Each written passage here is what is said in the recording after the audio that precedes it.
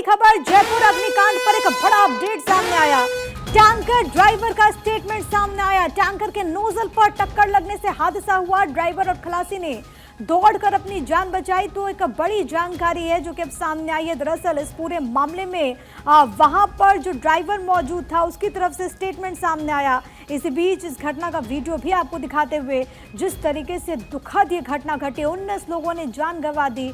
लोगों का अभी भी इलाज चल रहा है। इसी दौरान टैंकर ड्राइवर की तरफ से कहा गया है और जो वीडियो भी सामने आ रहा था, दरअसल एलपीजी टैंकर ड्राइवर अजमेर से जयपुर की तरफ आ रहा था, जिसने जानकारी ये दी है कि ट्रेलर ने टैंकर के जिस हिस्से पर टक्कर मारी वहां पर कुल 5 नोजल लगे हुए थे। टक्कर से नोजल टूट गए।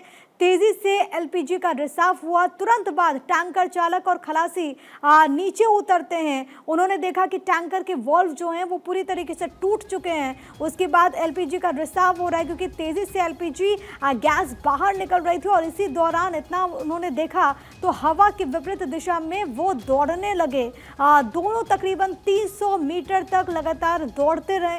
किसी तरीके से वो भागे वहां से। ड्राइवर ने टैंकर मालिक को फोन किया, उनको ये जानकारी दी किस तरीके से घटना घटी। इसके बाद उसने डर की वजह से मोबाइल अपना स्विच ऑफ कर लिया।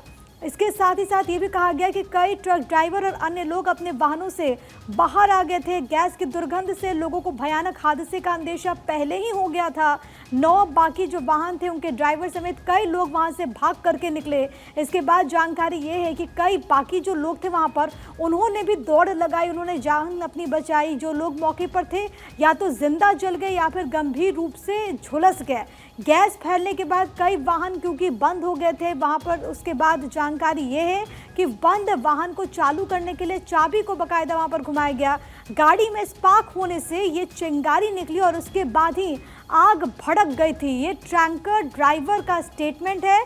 इसके साथ ही उसने जानकारी दी कि आखिरकार इस पूरी घटना का सच क्या है, क्या हुआ था, ये भी उसकी तरफ से बताया गया।